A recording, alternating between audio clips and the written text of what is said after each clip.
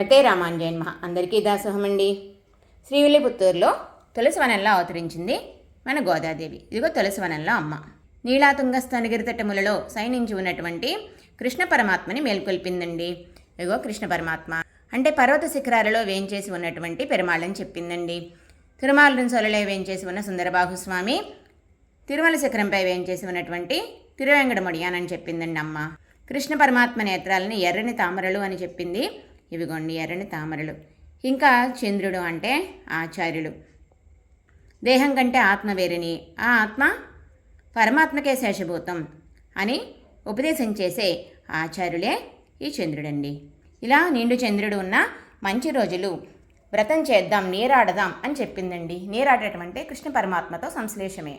మరి ఇలా ఈరోజు ధనుర్మాసం మొదటి రోజు మన పాలకుల అష్టభుజ లక్ష్మీనారాయణ స్వామివారి సన్నిధిలోని ఆండాళమ్మ జడ అలంకరించబడి ఉందండి. శ్రీమతే